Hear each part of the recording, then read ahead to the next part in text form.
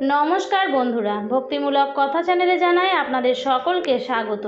বন্ধুরা, আশা করছি ঈশ্বরের আশীর্বাদে আপনারা প্রত্যেকেই ভালো আছেন এবং সুস্থই আছেন।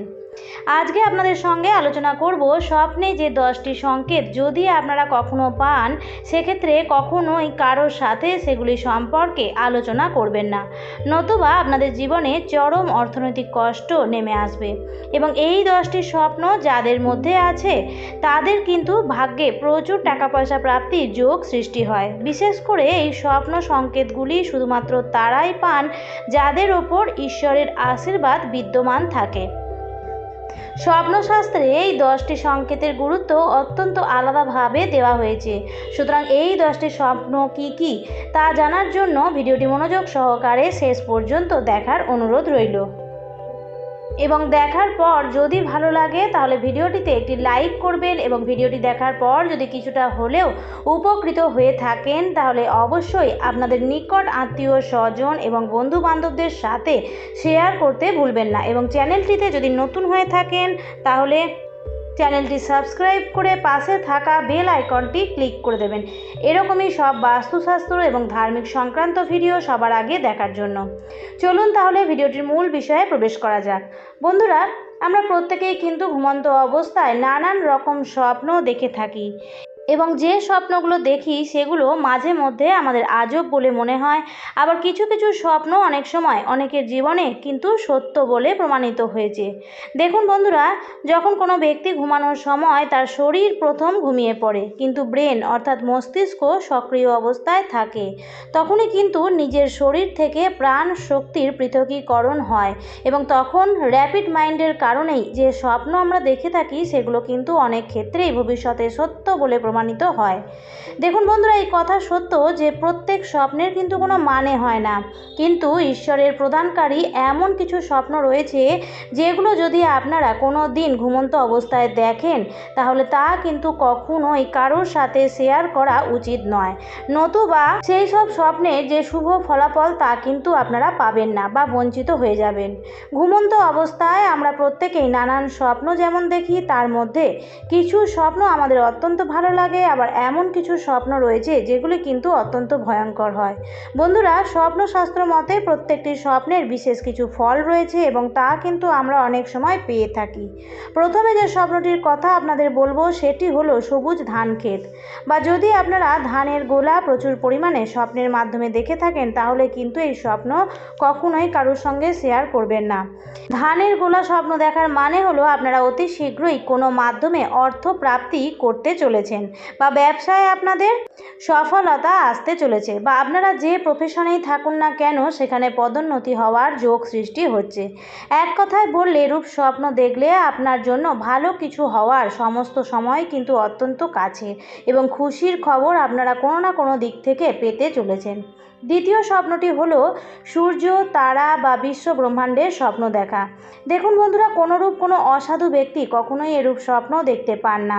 যেসব ব্যক্তিদের উপর ঈশ্বরের বিশেষ কৃপা দৃষ্টি ও আশীর্বাদ থাকে তারাই কিন্তু সূর্য, তারা এবং বিশ্ব ব্রহ্মাণ্ডের স্বপ্ন দেখে থাকেন, এবং স্বপ্নে কোনো দেবী মূর্তি বা দেবদেবীদের ছবি দর্শন করে থাকেন, তারাও কিন্তু অত্যন্ত ভাগ্যশালী হন। সুতরাং আপনারা যদি ঈশ্বর তথা বিশ্ব ব্রহ্মাণ্ডের পরিদর্শন করেছেন, স্বপ্ন দেখে থাকেন, তাহলে তা কিন্তু কখনোই বলবেন না।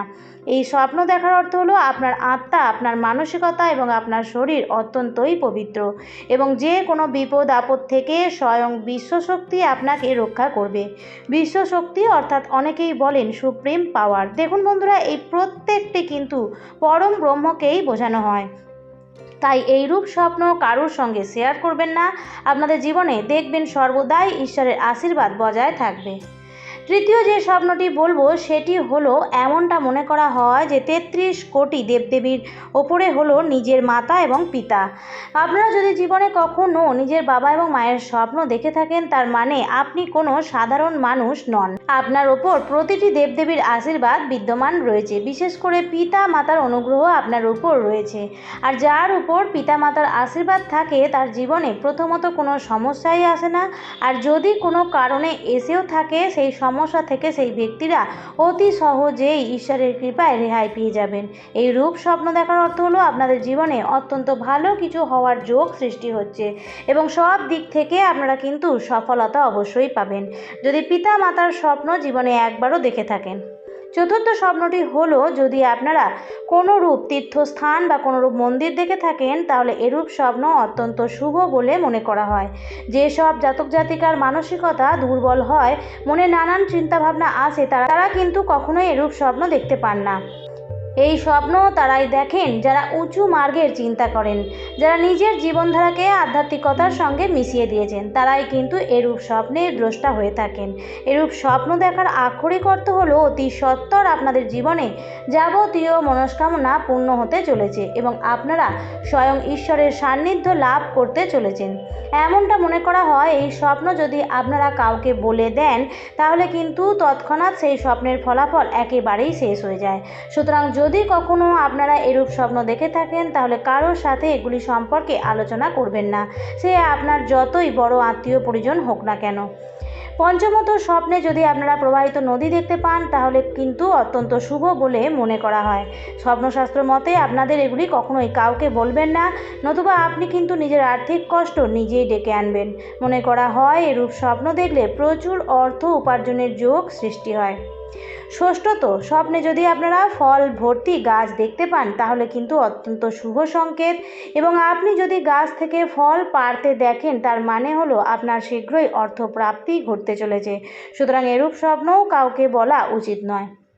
স্বপ্নে যদি আপনারা মাছের স্বপ্ন দেখেন বা মাছ ধরছেন, তা জাল দিয়েই হোক বা ছিপ দিয়েই হোক, যেভাবেই হোক না কেন, যদি মাছ ধরার স্বপ্ন দেখেন তার মানে হলো আগামী সময় আপনার জন্য অত্যন্ত ভালো আসতে চলেছে এবং কোনো না কোনো মাধ্যমে টাকা পয়সা প্রাপ্তি করতে চলেছেন। অষ্টমত বন্ধুরা, স্বপ্নে যদি আপনারা রামধনু দেখেন বা নিজেকে আনন্দ করতে দেখেন তাহলে জানবেন যে শীঘ্রই আপনার বিবাহের যোগ সৃষ্টি হচ্ছে, অর্থাৎ দাম্পত্য জীবনে আপনারা প্রবেশ করতে চলেছেন। নবমত দেখুন বন্ধুরা, যদি কখনো আপনারা শিব মন্দির বা শিবলোক দেখতে পান তার মানে বুঝবেন আপনাদের জীবন থেকে যাবতীয় শারীরিক সমস্যা শেষ হতে চলেছে এবং আপনারা সুস্থ সবলভাবে জীবনযাপন করতে সক্ষম হবেন। কারণ স্বপ্নশাস্ত্র মতে শিবলোক বা শিবের স্বপ্ন দেখা মানে আরোগ্যের পথে চলা। সুতরাং এইরূপ স্বপ্ন দেখলে কখনোই কারোর সাথেই এই স্বপ্ন শেয়ার করবেন না। দশম স্বপ্নটি হলো যদি স্বপ্নে আপনারা ঘোড়া দৌড়াচ্ছে এরূপ কোনো স্বপ্ন দেখেন তার মানে আপনার যশ খ্যাতি সমৃদ্ধি প্রতিপত্তি প্রত্যেকটি অত্যন্ত বৃদ্ধি পেতে চলেছে। এই সব দিক থেকে আপনারা সফলতা অবশ্যই পাবেন এবং পারিবারিক ও সামাজিক মর্যাদাও আপনারা লাভ করতে পারবেন।